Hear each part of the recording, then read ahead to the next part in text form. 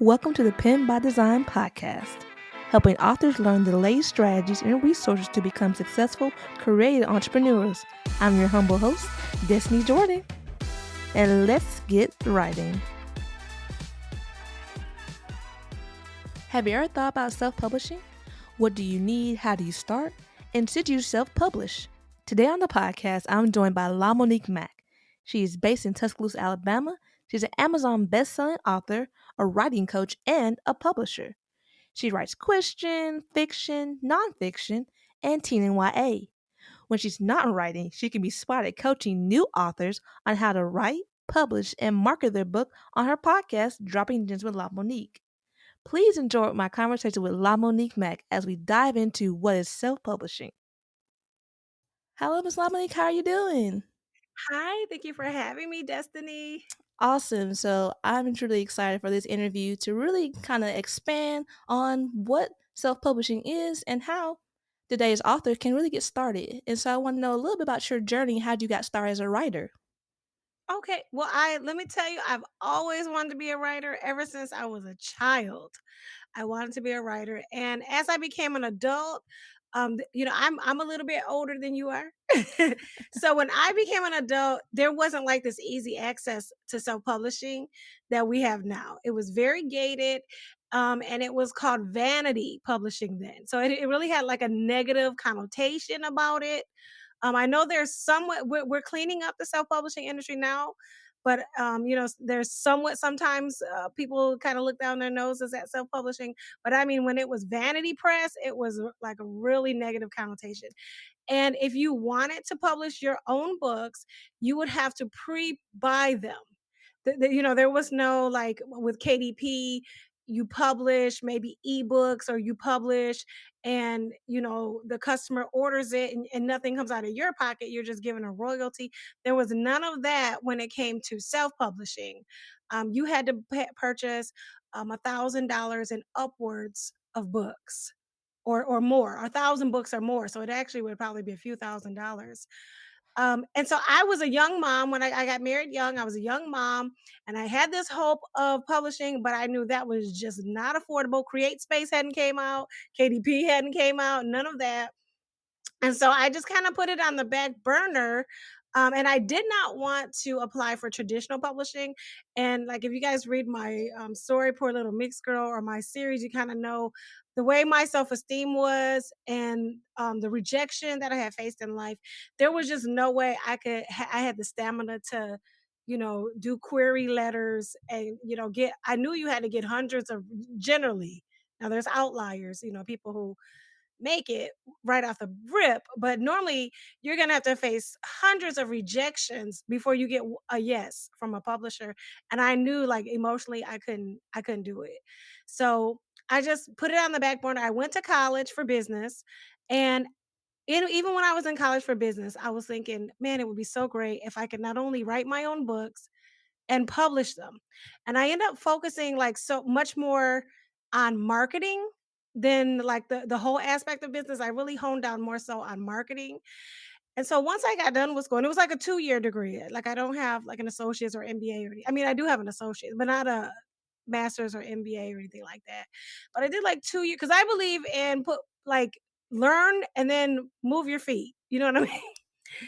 So after 2 years of that, I was ready to implement some of the stuff I did. So I was just doing like marketing as a whole, like so far as online marketing, building websites, and like doing blogs and things like that. And so I had a minister friend who was also an author, and she had published through back then Create Space.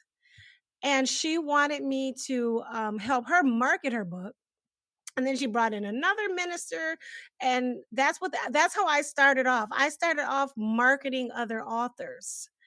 And one of my clients, a minister author, she decided to teach me. I told her I did have, books in my heart and mind, and she decided to teach me how to publish. And that was when Create Space had just switched over to Kindle Direct Publishing, and that's how I got started. Wow, what a journey. That is quite different. Yeah, yeah. You can start as a so that's how you got started publishing. She showed you on the new Create Space? Well, CreateSpace had just, transferred over to KDP, and it was one of my marketing clients. Wow, that's awesome. So you really kinda Yeah. learned in, I guess, in the reverse of what most people think, that you go out there and just try and do it, and you just learn from that, but really you helped others first, and then you got started on it. Yeah. It was really sowing seed. And I could go even deeper in a spiritual aspect if you don't mind. Oh, please do. Um, yeah, so I was like I said, I was marketing my clients' books. Now she was paying me like at an intern level because she knew I was kind of fresh out of college with this information.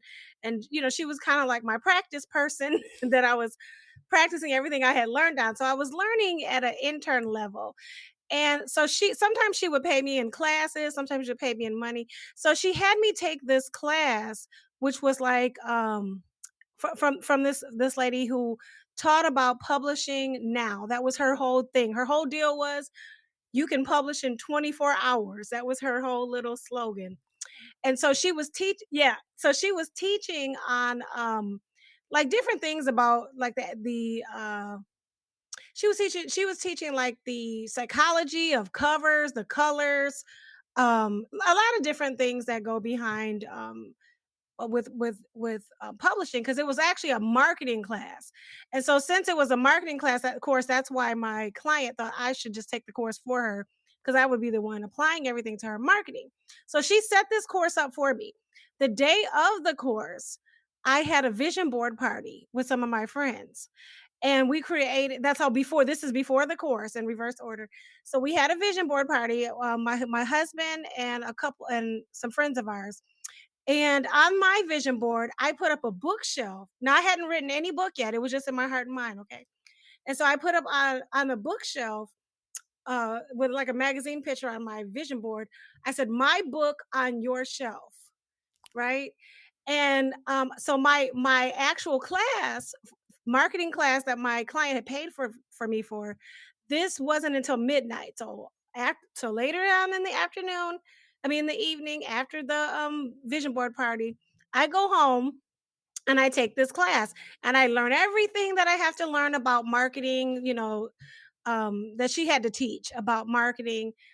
And she said, "Well, Monique, is there anything though that I could do for you?" Because I was doing this for my client. And I said, "Well, yeah, I do have a book in my heart and mind, but I just don't know how to get it from A to B." And she said, "Well," so she helped me with the ebook. So it was my client who I know I'm going back and forth. It was my client who had me help me publish my actual paperback. But it was my this marketing teacher, she had her like I said, her whole forum was published now. And she said, "Lamonique, what is my platform?" I said, "Publish now." And she said, "And that you are?" And so from that moment forward, she took me over. We were doing screen share. We went over to KDP. She had me sign in, create an account while we were together. She said, "Right now, you're going to put up for pre-order the book that's in your heart and mind. And by tomorrow, you're going to be a published author." Because you don't have to have like the manuscript to do a pre-order. You just have to have a cover. She said, "You're going," and she said, "I want you to repeat to me that you're tonight going to make a cover for an ebook cover." I said, "I'm going to make an ebook cover tonight." And so I did everything she said after we got off that call. And within the next day, after making my vision board, I was a published author. Wow, that's awesome being a heavy action taker, like, 24 hours? You say, "Let's go ahead and do it." 24 hours. Yeah. That is so awesome because I feel like, That was the ebook. the ebook, so you had your Yeah.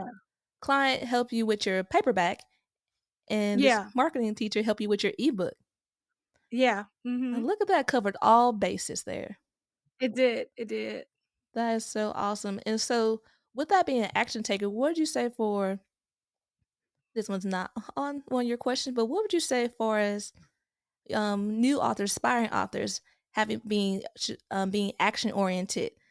Should we be big on going in action first, or being big on learning first? Probably. Well, I think you should learn, but but sometimes people can be learning forever. Okay. Here's the thing. Um, I want to think of this saying so bad.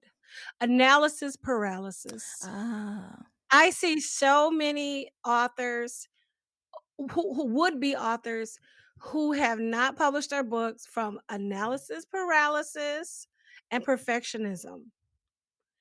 And good is better than perfect because you cannot get better with your publishing until you start writing and publishing. You're going to have to put out things that later you're like, okay, now this book three is much more improved than book one. Oh, book four, you can see the growth. If you're just always only um you'll be practicing and practicing and not putting anything out forever that way. And I've seen people who have delayed publishing their books. My client, the one who taught me how to publish, she had had that book in her for 20 years. 20 years, and there's many people like that. And I've taught live workshops here in Tuscaloosa, and the biggest thing I've seen which has held people back is perfectionism. So Mm. you cannot grow if you do not put what you learn into action. You'll never grow. You'll just be always gathering information, trying to make everything perfect. And it's not going to be perfect. You're going to make mistakes. Somebody is in the review going to have something to say. You can do your best. I'm not saying don't do your best. I'm not saying throw out anything. But there comes a point where you're like, okay, I've studied. Now I've got to put something into practice. I've got to put it out there and let people review it. And then I have to learn from my reviews.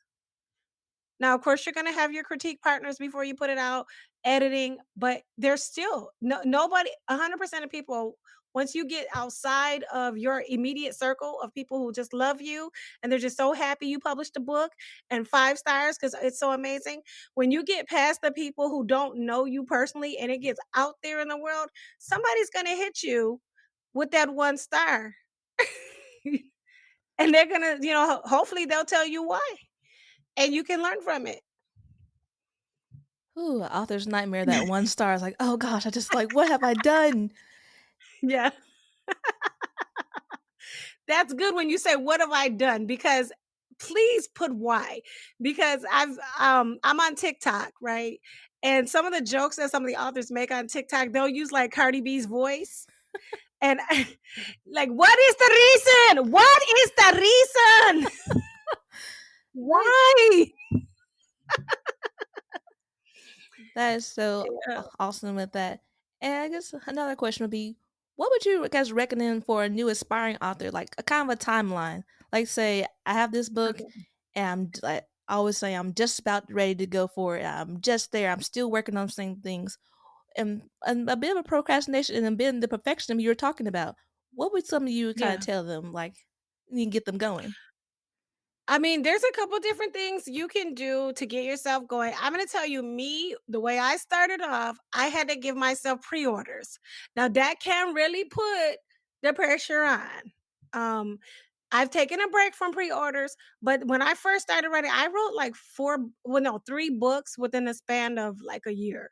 So like every 3 to 4 months, another book. And that's because I put a pre-order. Because if I wouldn't have because I had to have something to make me accountable, right? I could be telling my friends, my family, people, my critique partners, people in my writing groups, I could be saying I'm going to write a book for ages. Like the people I tell you who it took them 20 years. But we don't punch a clock. As authors, we don't punch a clock for writing. There's nobody standing there with the whip to say, "Okay, did you do?" Nobody's making you do it. So I needed some source outside of me that I was accountable to, which is why I put beginning a 4-month pre-order, 3 to 4-month pre-order. I would say at least 4 months. And then it's on the line because you don't wanna disappoint Amazon, you don't wanna disappoint the people who have pre-ordered that book, and, that's what made me, like, get into gear. Awesome. Yeah, that's one way. Mhm. So really, besides your answer, all kind of what made you want to become an indie author, since you didn't feel like going traditional publishing. So what are the pros and Yeah. cons of being an indie author or independent author? Well, the pros or cons are that you can do things more how you wanna do them. Um, you can have more of your own royalties. You know what? A lot of people aspire to become signed, right? A lot of Mhm. people aspire to become assigned through traditional publishing. And what you need to understand is you get about 10 to 15% royalties when you are traditionally published. So, yes, you don't put any money up front. You know, they're covering everything for you, your cover, your editing, but you're making a smaller amount of royalty. Now, where you're going to do well at is if, the book sells in mass. A lot of books, even through traditional publishing, don't sell in mass. And so, they may get like a $6,000 payout the first time, and then the publisher may drop them. I have published. I personally have not been traditionally published, so I wouldn't be able to tell you all the ins and outs of being traditionally published, but I know that much. If you watch, there's a YouTube channel called 20 Books to Vegas, and they also have an accompanying Facebook group. Now, some of those authors in there are six-figure authors. Some of those authors in there have been traditionally published and chose self-publishing. And some of those authors are hybrid. They do both. And so that would be a good resource for you. But, obviously you can put out you have more control. And one of the things that I've heard some of the authors in 20 books to it's 20 books to 50K. So those from 20 books to 50K say is the control. Like they couldn't control their cover art. You know, a lot of times the traditional publishing wants to change what you've written into what they deem as marketable, and there can be so much rewrite that it feels like it's not your story. I actually have a friend who I interviewed on my podcast, Lanessa Lane, and she's a romance mystery author. She's got her books in indie bookstores as well as in airports around the US. And she finally did get that call that she always wanted for traditionally published. And she said they wanted to change her story so much. And the traditional publisher told her, if this story, because she has like a whole series, Don't Close Your Eyes is the name of her series. And if this is something that you care about, like is from your heart is in it, don't submit this book to me because I'm gonna rip it up and make you write it again, basically. Not because it was wrong, but just it has to fit a mold, you know. So she hasn't sworn off traditional publishing, but it would have to be something that she was specifically doing it for marketing, not from necessarily she's married to it, Oh, okay, that makes sense. for business. She's, for business only. So that would be the difference. Like with and now with self-publishing, now you are more responsible for more things. You're responsible for, the cover. And that doesn't mean you have to make your own cover because you can hire out. If that's not your forte, you should hire out. But you're responsible for the cover, or getting it done. You're responsible for the editing or getting it done. You're responsible for the formatting or getting it done.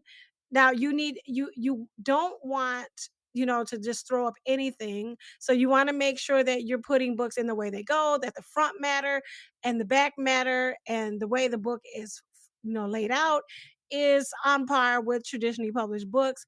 So you're responsible for educating yourself, and so you're responsible for a lot of education. And but at the same time, the pluses are we get about 70% of our royalties versus 10 to 15%. That's true. So it's really a kind of case by case basis about what you want to do in your author journey. Try to Yeah. stick around for traditional publishing and go through the process, or Yeah. mark out on your own in this different territory. But it's not like you're alone. Indie publishing has seen the grown a good bit. Oh yeah. Oh yeah. And that's when I speak of that, that's traditional publishers. There's also small press publishers. I'm a small publisher. And so in that respect, sometimes you keep all your royalties and you just kind of pay a fee for the publisher to put that up, or you may pay a smaller fee, like some hybrid situation, and then you share still much more royalties than you would with traditional. Like you might share 40 to 50% versus 10 to 15. So really, So that's another scenario. okay then. So with this also, why should authors also possibly become their own publisher as well? What would be the benefit of that? Well, with self-publishing, when you buy your ISBN number, you depending let me start from the beginning. Depending on what state you're in, you can just kind of declare businesses as doing business as. You don't have to go and like do anything really formal. I'm originally from Michigan, and Michigan, for doing business as, we just had to make sure nobody else had our title for our business within the state. Then we go down, and it was like a $25 filing fee. Here in Alabama, you don't even have to file for it. You just kind of declare it. So it's a good idea to establish a name. Now you don't have to publish other people, but it's a good idea to establish a publishing name for what you're doing, for the self-publishing that you're doing, so that when you register your ISBN numbers, you can register them in that name. And so, if you want to, look on par with the traditional publishers, when someone scrolls down on Amazon to the bottom where it gives all the description, instead of just saying independently published or KDP published, it's going to have your publishing company name on there. So also what all entails being a publisher exactly? So if someone's Yeah, aspiring to do that? now that would be if you're just doing that for your own books, right? Mhm. Now I'm a publisher in the fact that I do publish other people's books. And that really just came about, and I can tell the story about that if you have a moment. Yeah, yes, please. Okay, so when I was telling you guys about when I finally published my paperback, I kind of went on social media, talked about it, it was called Cupcakes and Poetry, 7 life lessons. And I don't think I have it up right now, so it's not really something you can buy right now because it was like my first book. And sometimes I feel like, should I tweak this? Do I want this out? But anyhow, my first book, um, I was like basically promoting it and talking about it on social media. I used to have like a media show. I've been heavily into media, um, I in a, when I say heavily into media, not like on the actual television news, but, since social media has made it open to where we can just kind of be our own media people now. So I had this little show on Facebook, and I was talking about my book, and I don't know what prompted me to mention, but I just kinda said, "If anybody needs help with their book, I can help you." And that was, like, the main thing that people wanted, like, "Yes, I need help with my book." And so I had my first client, Stavetta Temple. We published her book, A Broken Heart Made Whole. And I didn't charge her very much, because I felt like, with, she was my first client, and for publishing. And so I decided I would not give myself a raise until I knew more and more. So she knew that she was my first client, and we published her book. Um, I'm sorry, I'm kinda lost my train of thought. What was the last question you asked me? Ask about the process of publishing. You're describing publishing as a publisher and publishing Okay. other people's books. Okay, so now where I'm at now, I've progressed. That was, like, back in 2018. So now we're in 2022, and I've just, like, honed in on publishing, and that was because I had a coach who, this woman, she saw that I had this entrepreneur spirit, so I was always, doing entrepreneur things. So I would publish people, but then I would be like making tutus. I would be like making tutu, like, because of the creative mind that I have. I'd be Mhm. making tutus. I would be, doing this, doing that. And she said, "Lamonique, the publishing is the thing for you. You need to focus on the publishing." And once she told me that, I just really took off. She just spoke that word to me. And I just really took off with focusing on writing and publishing. And I just educated myself, to be able to make better covers, to be able to format books better, to understand what it takes to sell books, to understand the ins and outs of what a professional book is. And so that's what I do for my clients now, is when they come to me and need their book published, I not only publish it, but I also edit it with developmental editing. So we go through a whole develop, not just the line by line grammar, grammatical fixes, but I go through their book with we insert an outline, because a lot of times people have written a book with no outline in mind. We're missing any kind of plot points. I just go through and add that outline in, add developmental editing in with them. We do Zoom meetings, and we insert what needs to be inserted. Sometimes I ghostwrite for them if that's the package that they choose. Like, I let them write just like the skeleton of the book, and then, like, through me having still Zoom meetings and questioning them, then I'll kind of um scale, like I said, ghostwrite the book. It just depends on what they need. After doing that, I'm obviously going to then edit the book for grammatical errors. I use Pro Writing Aid, which Pro Writing Aid is a software for writers. I really would encourage people to check out Pro Writing Aid. They actually have a free version. You can use like so many thousand words at a time on Pro Writing Aid, but it's worth purchasing as well. But Pro Writing Aid is gonna go through now. You're gonna be limited with the free version, so I don't know how much you can do for free, because I do have the paid version. But they're gonna go through and not only look at grammatical errors, but they're gonna look at like too much purple prose, like, is this becoming unclear? They're going to look at pacing, like how often also are you using this same word too close together within the paragraph.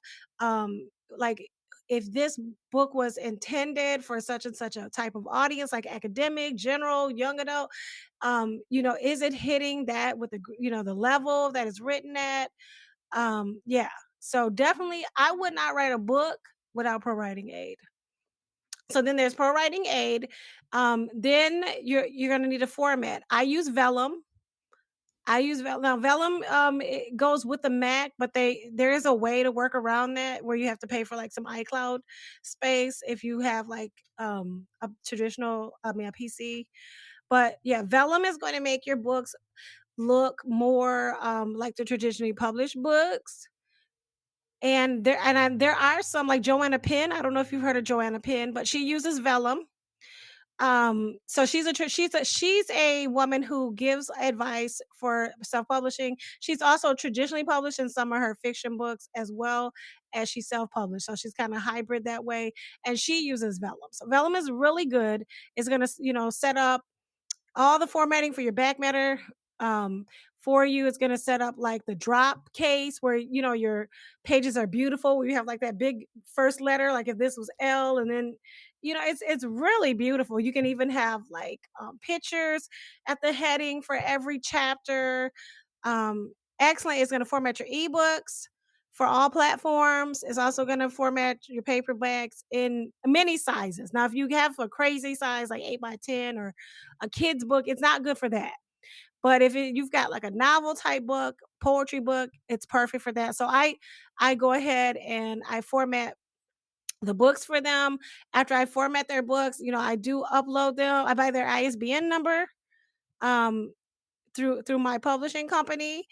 I do sometimes publish with them for Ingram Spark as well, so that they have the opportunity to get in bookstores. Now, I can't guarantee people are going to get in bookstores, but I do submit them through Ingram Spark, so they do have the opportunity to be selected. So I do a lot for my clients. I really do. So I can because I do so much for my clients, I can only work with so many people. So that's why I don't mind sharing how to do it. There's some people who want to learn how to do it. And then some people are just like, I work full time. I don't got the time. Just do it for me, Lamonique. So I'm flexible either way. So that's awesome right there. But being a Yeah. publisher it's a lot of work, but however, everyone Yeah. can learn how to do it and get and develop the skills to do it to be the best quality book that we can put out there. Yeah, for sure. So with that, the question is really, should authors really start being a publisher, or it really kind of just depends? It really depends, because I have surveyed my clients. One of my best clients, I did a poetry book for her, and she brought me in so many clients. And I told her if she wanted me to teach her how to do it, and I've had a couple of my clients tell me, I don't want to deal with that. You know what I mean? So some people, that's not what they just don't wanna do that, because that's just not their priority. They would rather write and then have it published for them, and, they might learn a little bit of marketing because, everybody has to market, whether they're traditionally published, independently published, now everybody has to do their own marketing. But becoming a publisher is not, I would say it would be behoove everyone to for their own books, but it's not for everyone because every to publish other people's books, because you have to think about, am I going to have time to write my own books? Like right now, I had to tell some of my clients, I'm going to have to get, you guys are going to have to wait until the end of the summer if you want me to publish your books, because I have to write a book myself this summer. So, I don't know. Not everybody wants to publish other people's books. Some people do, but I think it's definitely a good idea to become your own publisher for your own books. Awesome. That's duly noted. So Yeah. either or. So anyone who believes you could have the time, it'll be great just Yeah. to know the business of how it works. That's and and even if you don't want to get into everything that I do, because like I said, with everything I named to you guys, that's not even the end of it. That's like I set up their arcs, I set up their groups for people, their review group. Like there's a lot. But what you could do is you could pick one thing out of the publishing process. Like if you wanted to make extra money aside from writing your books, you could pick one thing out of the publish and then still have time to write. One thing out of the publishing process and get really good at that one thing. And then have people come to you for that. Like some people need help with the formatting, right? And just have people come to you with strictly the formatting. So maybe you're good at art and covers. Just have people come to you for the covers. Maybe you're like really meticulous, and you can edit. And so just have people outside come to you for the editing. Maybe you're a big picture person. Like me, I like developmental editing, right? So you could just focus on developmental editing, or you could focus on line by line editing. You could focus on proof editing. You could niche down, and that's what I would say in order to like kind of maintain your ability to write your own books. If you're also, because this is like three jobs now. Like if you're working outside of your house and you're writing your own books and you're doing publishing support for other writers, and now you're into like three jobs. So I would probably focus on one aspect of the publishing process and get really good at that and help others and make money that way on the side. Brilliant idea. So that's like while you're learning all these different skills, you might as well go ahead and monetize on one or two that you're really good at. Yeah, there you go. Now this is the thing. Now with self-publishing, you're writing your own books, you're putting it out there in the world. Now with any new aspiring author, what would you say would be a good timeline? Because sometimes people think their first book is going to be a smash hit, it's going to kick care of all their bills, and they've got it. But it doesn't really Okay. work like that, does it? No. So when you say what's a good timeline for success with your books, or I guess give okay, some and I guess idea of like kind of a timeline because sometimes we think as soon as we publish it, give it like a 3 months. Now we're a failure because it didn't get so many copies. Where that might not be yeah, the case. let me give you a good timeline. It goes right back to when I was telling you about that group, 20 books to 5K, 50K. And so that has been studied by multiple authors, some of them six-figure authors. And it is reasonable to expect after you have written 20 books to written to market, and we can talk about writing to market if you want to, but writing to market 20 books, not just writing any book, but like my first book, that was like my first book. Okay, we're not gonna count that. But but writing to market 20 books, then you should reason and you should be getting better with each book and growing with each book. Then you can reasonably expect to be successful. So the way you would do your timeline is, how long does it take me to put out a book? Ah, So that's why you don't want to be taking a whole year to write one book. if you could write a book every 4 months, that would be excellent.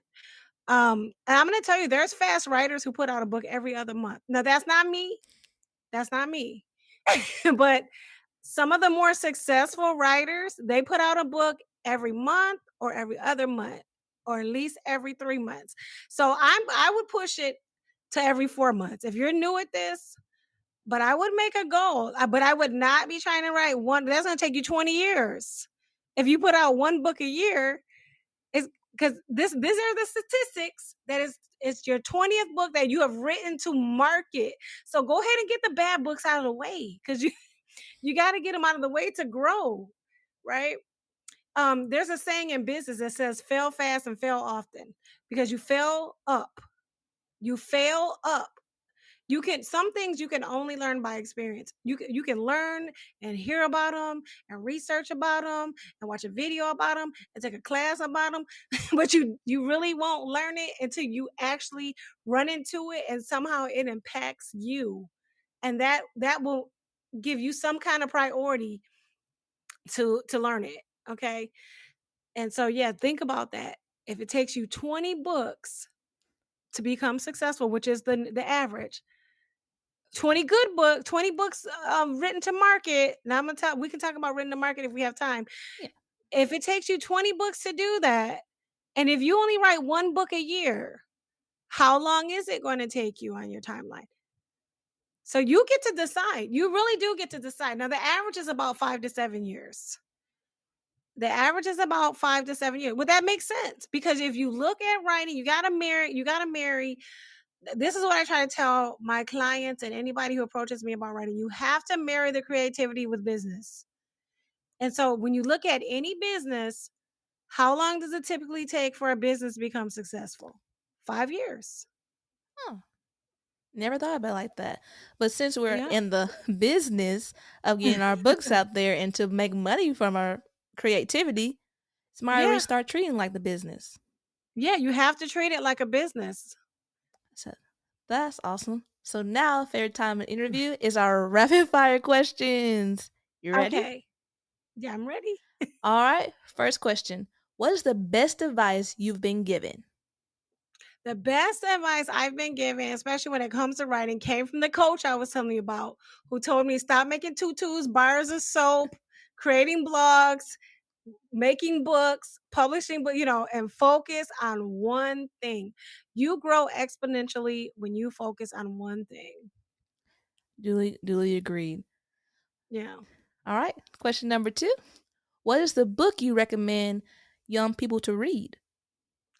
I recommend everybody to read The Battlefield is the Mind by Joyce Myers. That book changed my life. Aside with the Bible, it got and it's complementary with the Bible. But The Battlefield is the Mind changed my life, because some things that hold writers back is negative self-talk, which, as a Christian, I believe is the enemy, and so if when you realize that it's not you, that you can overcome the thoughts that you have, that despite how you feel, you can move forward. I mean, it's a game changer in every aspect of your life, including writing. Oh, that's awesome.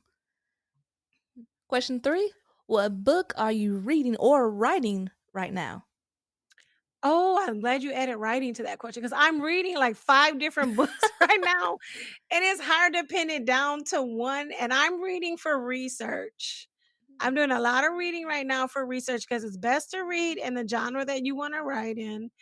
And when I get done with the series that I'm getting ready to complete this year, I will be moving into cozy mysteries, and that's new for me. So I'm reading various cozy mysteries. Kind of hard for me to put one down, but name one. But I can tell you what I'm writing right now is a book called A New House, A New Car. I'm writing multiple books right now too. And that is a book that God, God gave me the title for. I have certain books that don't really go under my name. They go under my ministry, which is called Ubiquitous Ministries. And there's one book out in that ministry. It's called Overcoming Anxiety in the Hood, and that is on Amazon. But anyhow, I'm writing A New House, A New Car, and it's studying the new craze with manifestation, and Mm. we're kind of looking to see, is that biblical? The other thing that I'm making is a picture book for people with dementia and Alzheimer's. Yep, that with scriptures in it. And a third book that I have coming out very soon. It just went through some critiquing with my critique group. It's called No More Labels, and I wrote that in conjunction with my niece. And it's she grew up with label LD, learning disabled, and some bullying, and so we're just talking about how she overcame that. And it's a picture book for actual middle schoolers. So yeah, a lot of stuff going on. All right, that's a wonderful schedule right there. Yeah. Next question. What is the best advice to manage stress? To manage stress, don't overschedule yourself. That's what I did because I knew I was trying to hit them hard. I was trying to beat that timeline too fast. And so if you can get 3 to 5 things done a day, don't then that's good. Even if it's just 3.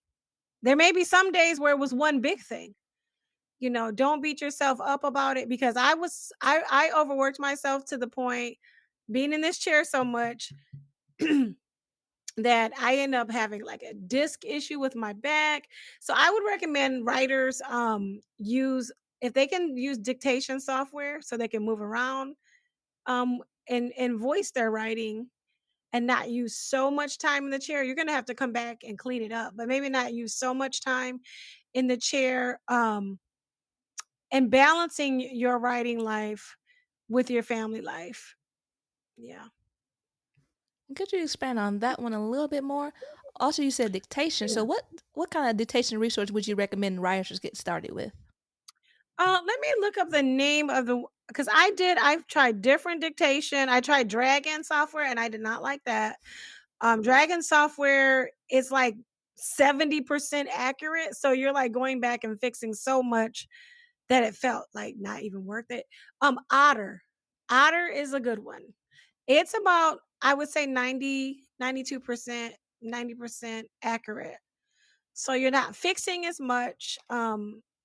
Now if you want now that they do have a free version of that, but if you're going to be writing quite a bit, it's like 14.99. Now you can try if you want your just go on like Google Docs and just, use your microphone. 'Cause you can there's settings in your computer where you can make it dictate also. But then you're back in the chair then. You know what I mean? You're still back in the chair. So what you could do is you can download actually Word can be downloadable to your phone and connected to your Word account. You also can put Google Drive and Google Docs on your phone. And so you can, and then you can connect your headphones or your AirPods to your iPhone. And you can then use Google Docs, and that's free. Now, I don't know the accuracy, so I can't tell you about the accuracy of that, but you can then dictate. And a lot of nonfiction people do that. Mhm. So good to know. Yeah. So good resources Hmm. out there, free to pay. Yeah. Also, our next question is: what is a piece of advice you would give an aspiring author? Just one piece of advice you had to tell them. I would tell them to learn all about writing to market. Before they start just writing what they think they should write what they know is going to sell. And a good resource for that is Chris Fox, and he has an ebook on it. It's like 2.99. Wonderful. Also, could you Mm. expand a little bit about what is writing to market that we look for? Sure. Writing to market is writing what the market will bear. It's really like we talked about marrying your creativity with business, right? And so it's doing research before you write. So I have a software called Publisher Rocket. Publisher Rocket is about $100. It's not very expensive. And you can look up keywords and see like, what would be what are people interested in? Like say like we're talking about manifestation, and then it's going to pop up and let you know, um, is this something that's really searched for on Amazon? Because even if you're going to sell your book outside of Amazon, Amazon is like where you want to do your research because things are going to follow suit with them anyway. And they have like the best ability for you to research on their platform. for business, the business of writing. So you're going to want to see like what exactly keywords are people searching for when they're looking up manifestation, affirmations, things like that. Then you're going to want to see, is there, and Publisher Rocket will tell you, is there a big demand for that, but yet is it oversaturated? Now a way to do that for free, because I still double check it on Amazon, a way to do that for free is put your keyword in Amazon.com, and then you want to see how many books come back. Like, are there 50,000 of those books already? Are there 10,000? Is there only 1,000? So that then you know, is it oversaturated? Then you're going to want to maybe go and find one of the books that pops up when you put in those keywords. And then you want to scroll down to the bottom to the description area, and you're going to want to see what subgenre it's placed in. So then you'll want to go to the subgenre that it's placed, if it's doing well. Like if it's, and the book is doing well, if it's selling anywhere from like 150,000 down. So with Amazon, the lower the number, the better. So yeah, I think there's anywhere from 6 to 8 million books on Amazon. So the further away that number is from really a million, the further away that book is from a million, the better it's doing. So obviously if it was in the Amazon top 100, it's doing great. If even if the number is 1,000, it's still doing great. It can be 50,000, because you got to remember there's millions. So it's like a graduating class. I'm 50,000 out of 8 million. It's selling hundreds of dollars a day still. Okay. So you're going to want to go down and see what, if that book that you use that keyword to find that book, and if it's 150,000, then you're going to want to look at it. If it ain't doing well, find another book. So when you find that book, then you want to see what subgenre it's in. Go to that subgenre, see the top 100 for that subgenre.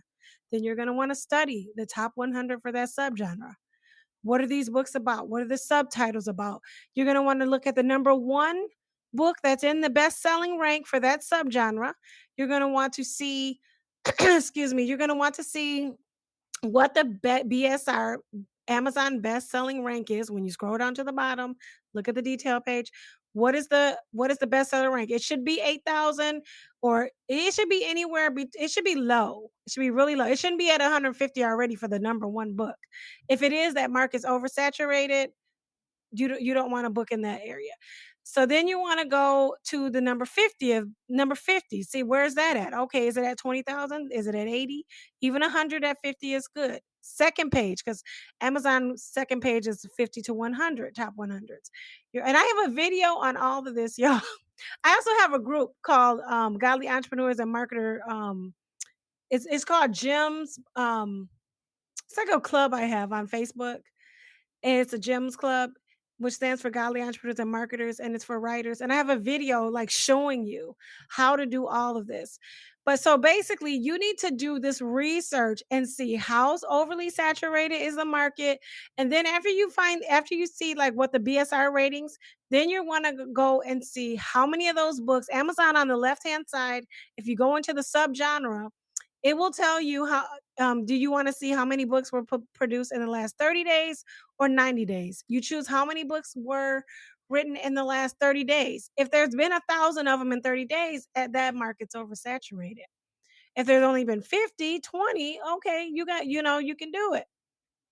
So that's just step one. That is only step one. Ready to market. The other thing is you need to include the tropes that are from your genre. And I would recommend everybody go look at TV tropes. And I don't know if it's .com or .org, but just like put in Google TV tropes, it will show you all the tropes. Now it's using TV, but you can still equate this to genres, because you got romance tropes. Like an example is enemies to lovers, right? Every time you see a movie and it's a romance, because and the font and everything when it first comes on tells you this is a romance. And then when she meets the guy and she can't stand him, you already know they're going to end up together. There's enemies to lovers. That's a trope. And so readers have expectations. People are like, oh no, writers are like, I'm so unique. I don't want to do what's been done before. Okay. You don't want to write to market. Because you still can do your unique things in there, but you have to include things that are expected by the reader, the tropes that are expected by the reader. So that is a big thing for writing to market. I mean, a big thing. You wanna read books that are in your genre, not to copy them, but so at least you get familiar with what the tropes are. Oh, is it like, for instance, what I'm getting ready to write, cozy mysteries. There's usually a pet there. She's usually supported. It's usually a small town. It's usually a female. She usually has a lot of friends. The person who's murdered is somebody that nobody liked anyway. It's generally you never let kids or pets get hurt. You need to know that. There's usually some romance in it. You need to know what is normal for your genre so that the readers get the expectations. And Amazon, like if you're gonna like most selling is done online, okay? And Amazon needs to know where to place you, what other authors to place you next to, and they're gonna use their algorithm. And if you haven't built any of this stuff and your book's just all over, then Amazon's like, I don't know what to do with your book. So I'm just gonna leave it alone. Ooh. So yeah, yeah. So I mean, you can to put marketing dollars and try to build it up, but I'm just saying, writing to market is really more important than what people think. And that's just some of the steps. The other thing, you have to compare the covers. You can't just go willy-nilly making whatever cover feel makes you feel good. You have to go right back to that top 100 in your subgenre and see what is the prevailing current thing going on with covers in your genre. And it needs to be the current thing that's going on. Are most of them, like for instance, my client here, when we did his poetry book, Meet Me at the Coffee Shop, I went and did a market research. What are the prevailing colors in poetry books? What's the prevailing graphics? Is it like a person on the front? No, because that's a memoir. It's usually something like this. So you have to do all that market research before you put a book out and still get it written in 4 months, I would suggest. I mean, that is awesome. It really is a great perspective of like, yes, you're being right. Yes, it's so fun and it's just creative and you're just like, ah. But it's really tooth and nails. It's really a serious business that can have serious Yeah. rewards, but it's also serious work. Yeah, if you take it seriously. Yeah. Yeah. So that was awesome. Just kind of getting head straight because right now, well, there's so much different information on the internet, and really having concise information about the publishing and author journey. I thank you so much, Miss La Monique. Also, Oh, where it's could they fine. where can they find you on social media and connect with you? Because obviously you have the gems right now. You've dropped so many gems on this I know. podcast. I had surgery last month, and so I hadn't been doing a lot of my regular things. Cause like we were talking about managing our stress, I had to manage, I had to do like some self-care. Mm. So I am trying to I'm trying to find my group so I can shout it out. But it's Book Marketing Gems by Lamonique Mac. So that's the group where you can go in there, and some of the things that I mentioned, I have a whole video that I did explaining all of that. I'm also on Facebook under now. I have a professional Facebook page, Lamonique Mac. I think it's just author Lamonique Mac or Lamonique Mac, and then I have my personal page. But my personal page is open, so and that's Lamonique Mac, and I'm on there like more than I am on the professional page. I'm on Instagram under author Lamonique Mac, so you can connect with me there. I'm on TikTok under author Lamonique Mac as well. And I do have a YouTube. Like I said, I some things I had to manage like 80/20 them. Like, you know what I mean? Y'all know about the 80/20 Woo. principle. I had to like say, okay, some things I got to slow down with right now. But I do have some videos on YouTube about, and that's under author Lamonique Mac, about outlining books, especially when it comes to using the Save the Cat method, which is like a screenplay writing way of outlining books. And Destiny and I talked about that recently. I've got like some beginning videos of putting up a pre-order on KDP. So if you want to know how to do that, like I said, I can only help one on one a certain amount of people. And I know God wants people to get their books out there. So I will give you the information. If you want hand holding, then then you have to become a client. But if you want to just if you're like, oh, I can learn this and go, then I've got videos out there. Awesome, La Monique. And that's wonderful. Again, thank you so much for being joining us on the podcast, dropping all. Thank you for listening to today's conversation. Please follow me on Twitter at bypen, BYPENND. Links from the show will be in the show notes below. Keep on writing, writers. See you next time.